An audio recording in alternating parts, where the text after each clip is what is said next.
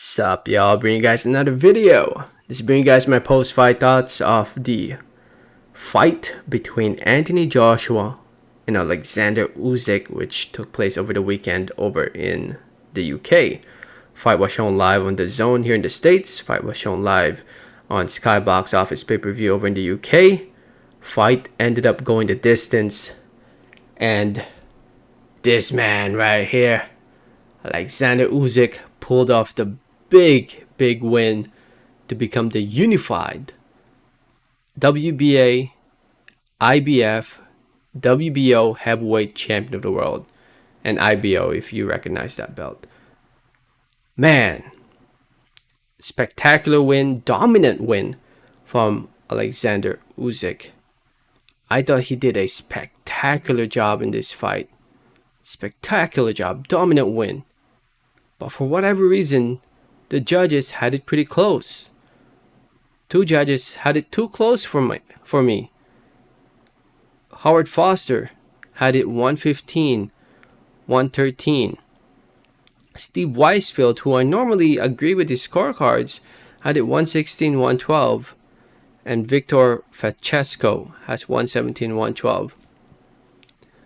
117, 112 is more understandable from my point of view, because I honestly gave Joshua only 1-2 rounds, maybe 3, if I'm being generous, a little bit more generous towards Joshua.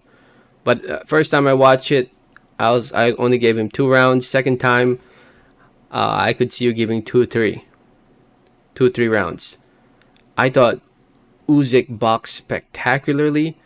I thought Usyk's movement, footwork, head movement, ability to throw punches from different angles, his ability to get in the inside and throw combinations was just too much for Joshua. I thought Joshua, I don't know what game plan they had going to this fight. I couldn't listen to the commentary because I had it on mute.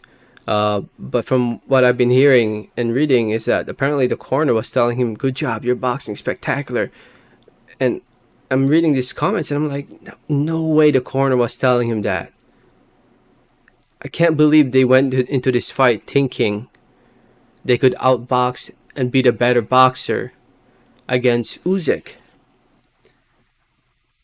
Completely wrong game plan, in my opinion. And a lot of people are campaigning for Joshua to let go of his corner, his trainer, head coach,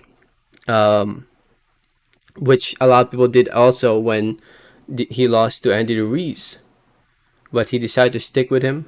What's his name? Bob McCregan, I think. I can't remember his name. He's the British Olympic coach, I believe, right? Correct me if I'm wrong. Anyway, I mean, Joshua doesn't necessarily have to let go of his corner, but I don't know, man. They had the wrong game plan this fight. They had the completely wrong game plan. In that 12th round, it looked like Usyk stopped him. I honestly thought at first, I thought he stopped him. Watching it on mute, I thought he stopped him at first because the clock at 10 seconds disappeared, and next thing you know, the fight was stopped. And I was like, wait, was there a bell there, or was he stopped? And then next thing you know, unanimous decision win for Usyk. But yeah, it was a very dominant win for Usyk. Not even close. I don't know how some people had it very close. Not even close. So, I give Usyk a hell lot of props. I said this right after, I tweeted this right after the fight. I can't remember exactly what I said. Actually, let me go to my account right now. How do I go to my homepage? Hold up.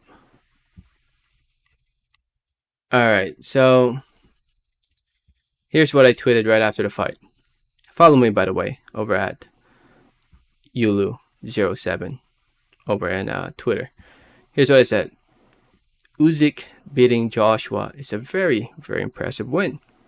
But for whatever reason, I'm not surprised. I guess deep down, I always knew he'd get the dub. Quite a special talent.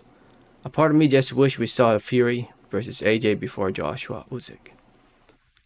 Yeah, going into this fight, I was picking Joshua to win. I really was. But like I said, for whatever reason, I'm not surprised that Alexander Usyk won.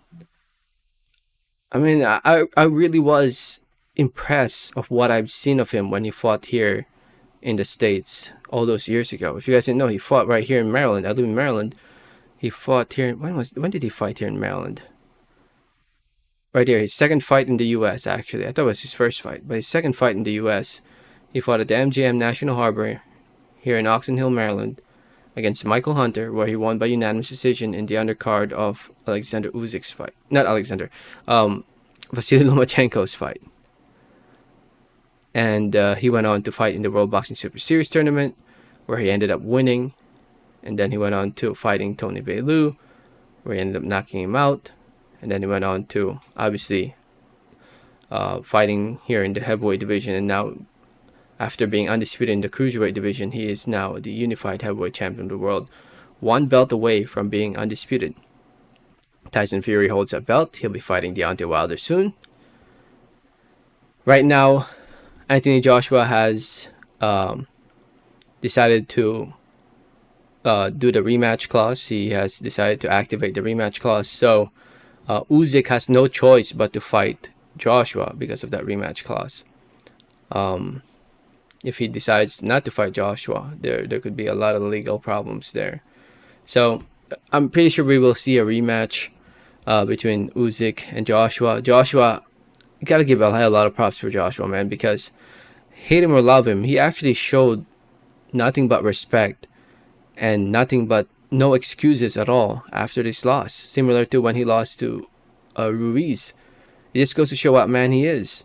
For him not to say any excuses, unlike some fighters out there, Deontay Wilder, who he had no excuses. He congratulated the better man in Usyk, and he said, let's do it again.